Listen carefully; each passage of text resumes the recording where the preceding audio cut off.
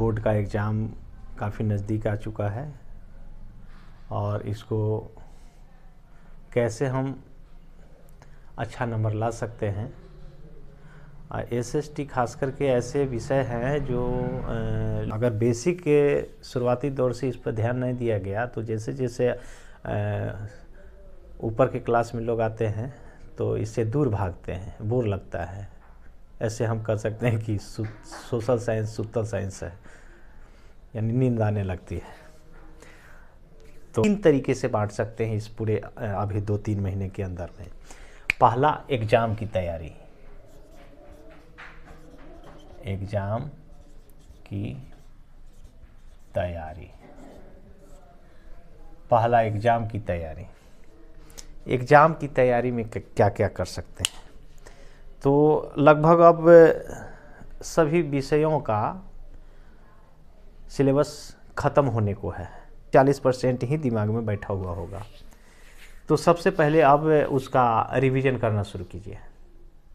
Revision कीजिए, जो topic हमें कम ध्यान दिया या कम परसेंट में दिमाग में बैठा तो उसको हम रिपीट करेंगे, रिवीजन करेंगे, प्रैक्टिस करेंगे।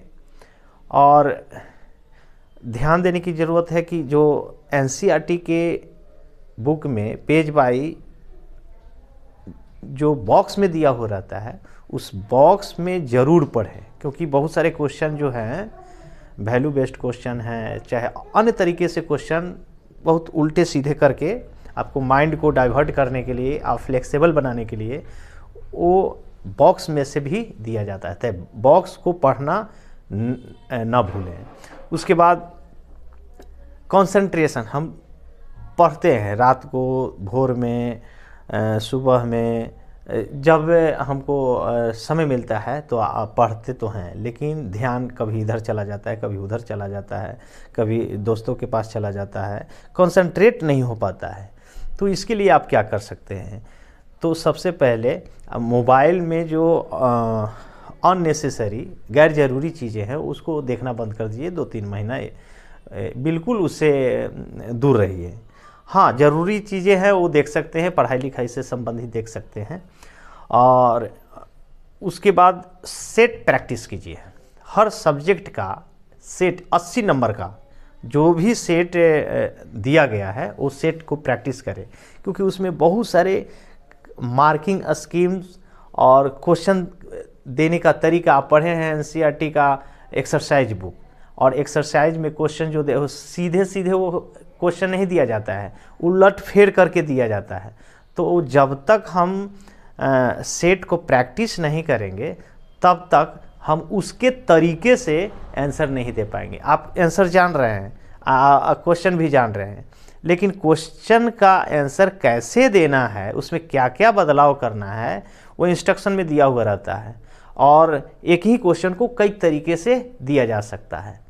अब जैसे एग्जाम्पल में फंक्शंस ऑफ पॉलिटिकल पार्टी याद किए हुए 3-4 पॉइंट, 5 पॉइंट, इसी को हम उस दूसरे तरीके से दिया जा सकता है। क्या कि डेमोक्रेटिक सिस्टम में क्या रोल अदा करता है, डेमोक्रेसी सिस्टम के लिए क्यों ज़रूरत है, एक कई तरह से क्वेश्चन दिए जा सकते हैं। तो जब हम एक टॉपिक को पढ़ चुके हैं तो उसको किसी भी तरीके से प्रैक्टिस किए हुए हैं और वही क्वेश्चन, उसी तरीके के क्वेश्चन, हूबहू क्वेश्चन कोई ज़रूरी नहीं है, वैसे ही क्वेश्चन, उसी पैटर्न का क्वेश्चन अगर हम सॉल्व करते हैं, एग्ज़ाम फेस करते हैं तो आसान लगेगा। अरे ये तो क्वेश्चन हम बनाए हुए हैं, या इस तरह के क्वेश्चन तो हमको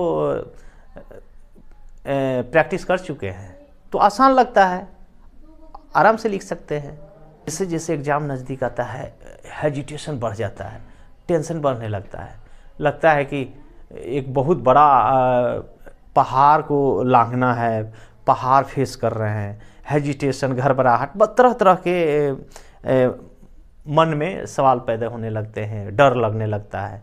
लेकिन याद रखिए, वो एग्ज़ाम जो है एकदम नॉर्मली तरीके से लेना चाहिए। अरे एग्ज़ाम में फेल हो जाएंगे का आज ज़िंदगी से फेल हो जाएंगे, बिल्कुल नहीं।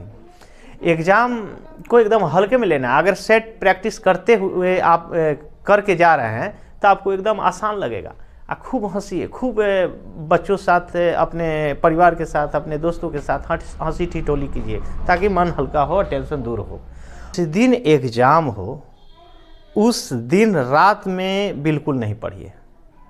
बहुत सारे स्टूडेंट देखते हैं कि भोर में 4 बजे उठ के 3 बजे से 2 बजे उठ करके खूब पढ़ाई करते हैं।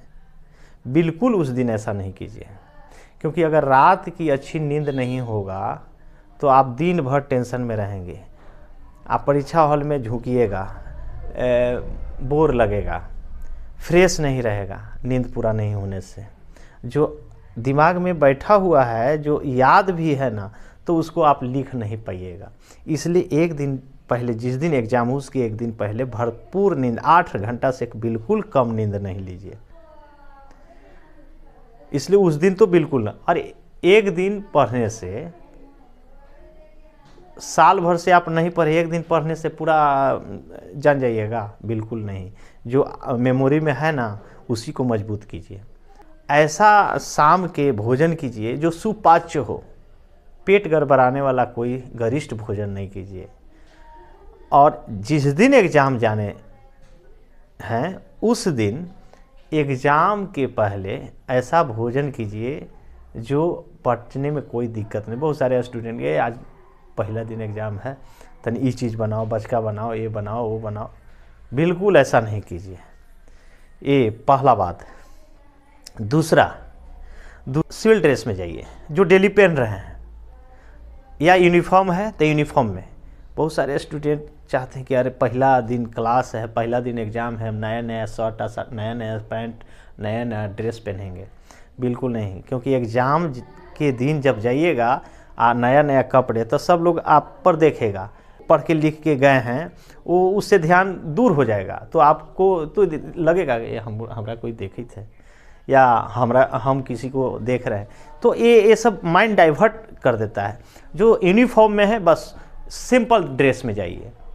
ये, और उसके बाद जिसमें पेन पेंसिल इंस्ट्रूमेंट बॉक्स हो, एडमिट कार्ड हो, ये ध्यानपूर्वक प्रिपेयर करके और ले जाना। किसी चीज़ की छूटना नहीं चाहिए जो ज़रूरत है वहाँ। यूज कर रहे हैं नया पेन बिल्कुल नहीं लीजिए उस दिन। हाँ, पहले से प्रैक्टिस बना करके वो रख लीजिए कि हम पुराना पेन ही यूज करेंगे। मत कीजिए, कारण क्योंकि नया पेन में हाथ बैठाने में, कंफर्टेबल होने में समय लगता है, तो आपको बाधा उत्पन्न हो सकता है। तो पहले ही से पेन जो यूज कर रहे हैं वही पेन यूज कीजिए और वही पेन ले जाइए। और वो पेन एक ना लेकर के 2 या 3 लेके जाएंगे, लेकिन जो पहले से यूज कर रहे हैं वही चीज़ को ले जाएंगे, वही कंफर्टेबल होगा आपके लिए। ये हो गया परीक्षा में जाने के पहले कुछ सावधानियां। अब हम एग्जामिनेशन हॉल में देखते हैं। In the examination hall, exam होने के पहले एकदम दिल धक धक करता है, कौची अतई कौन अतई, पढ़ लिए ये ना पढ़ लिए, तो तरह तरह के माइंड में सवाल पैदा होते हैं। तो सबसे पहले यह आप जान लीजिए कि आपको 3 घंटा का समय मिलता है। कोई एग्जामिनेशन हॉल में 3 घंटा के अलावा 15 मिनट एक्स्ट्रा टाइम देता है, कोई में 15 मिनट एक्स्ट्रा टाइम नहीं देता है। तो आप 3 घंटा ही मान को लेके चलिए। उसमें अपना रोल नंबर, नाम पूरा फुलफिल कीजिए, वो कंप्लीट होना ज़रूरी। मान लेते हैं कि आप एग्जामिनेशन हॉल में गए और सब चीज़ खूब ठीक ठाक लिखे और वही लिखने में गड़बड़ी हो गई, तो आपका रिजल्ट पेंडिंग में हो सकता है। तो उसको फुलफिल कीजिए। उसके बाद क्वेश्चन मिलेगा, तो उसका जो इंस्ट्रक्शन होता है, इंस्ट्रक्शन को ज़रूर एक बार देखना ज़रूरी है, पढ़ के समझना ज़रूरी है कि किस नंबर का होता है। कोई 2 नंबर का होता है, कोई 4 नंबर का होता है। और कुछ ऐसे भी क्वेश्चन हैं जिसमें 2 नंबर का दिया हुआ है, आप याद किए हुए 5 नंबर वाला ढेर सारा। और कुछ ऐसे भी क्वेश्चन है जो आपको याद है मात्र 2 पॉइंट और लिखना है 5 पॉइंट। तो इसको ध्यान दीजिएगा। कभी कभी ढेर सारे कॉपी देखने को मिलता है कि लिखना है 2 नंबर का, लिख दिया 5 पॉइंट। लिखना है 5 नंबर का, लिख दिया 1 के पॉइंट या 2 पॉइंट, बिल्कुल ऐसा नहीं। जिसके अनुसार वह इंस्ट्रक्शन कर रहा है उसी के अनुसार एक आंसर देना है। इसमें सबसे पहले पूरे क्वेश्चन को 3 भाग में बांट दीजिए। एक वह क्वेश्चन जो आपको पूरा पूरा कंफर्म हो, और उसको पहले लिखना शुरू कीजिए। नंबर ऐसा नहीं कि 1 नंबर के बाद 2 नंबर लिखेंगे, 2 नंबर नहीं आ रहा है तो ओकरा पर सोचित रहेंगे, बिल्कुल नहीं। आपको टाइम टेकिंग भी, टाइम मैनेजमेंट भी करना है। तो जो क्वेश्चन नंबर आपको याद है पहले उसको लिखिए, कंप्लीट कीजिए, क्योंकि उसमें कम समय लगेगा, अच्छा लिख लीजिएगा। और वह नंबर खाली क्वेश्चन नंबर दे दीजिए। क्वेश्चन नंबर दे करके क्वेश्चन नंबर फलना 1 या 2 उसका आंसर देते जाइए। फिर उसके बाद 8वां क्वेश्चन हमको याद है तो क्वेश्चन नंबर 8 आंसर दीजिए, क्वेश्चन नंबर 10 आंसर दीजिए। इस तरह से कोई ज़रूरी नहीं है कि सीरियल देना है। ऐसे भी क्वेश्चन होते हैं जो आपको याद तो है लेकिन कुछ कम याद है, तो थोड़ा सा माइंड को कंसंट्रेट कीजिए और चैप्टर पर ले जाइए कि इसमें और क्या क्या है।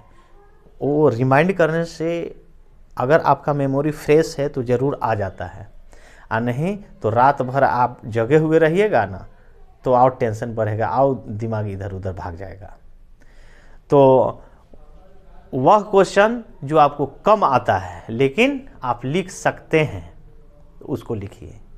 और लास्ट में बचता है वह क्वेश्चन जो आपको नहीं आता है या कम आता है, और लेकिन याद रखिएगा क्वेश्चन अनटच नहीं करना है, यानी हर क्वेश्चन पर अटेम्प्ट करना है। सबसे लास्ट पॉइंट बहुत इम्पोर्टेंट पॉइंट, क्योंकि सबसे ज़्यादा यही मिस्टेक स्टूडेंट करता है और नंबर कटता है।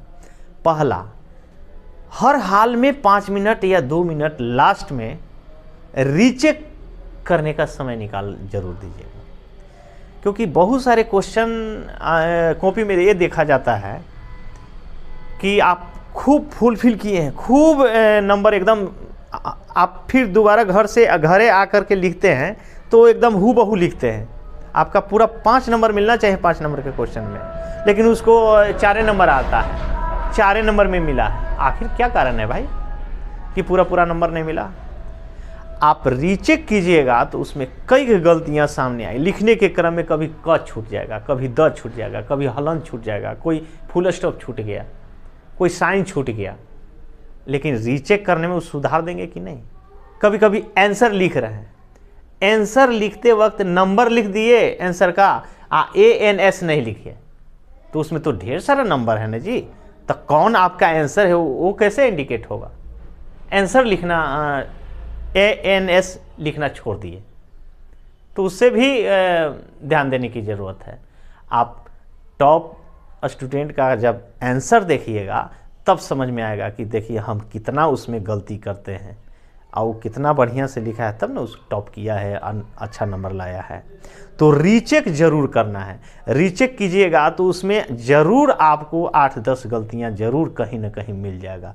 वो अगर आपको गलती सुधर जाता है तो आपको 3-4 नंबर कटने की गुंजाइश थी वह नहीं ना कटेगा, वो फुलफिल आएगा कि नहीं? डायग्राम एक अहम रोल अदा करता है मार्क्स बढ़ाने में।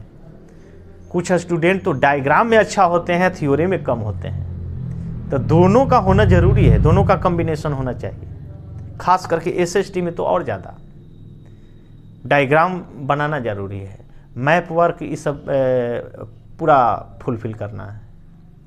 तो इस तरह से अगर हम स्ट्रैटेजी बना करके कोई भी एग्ज़ाम में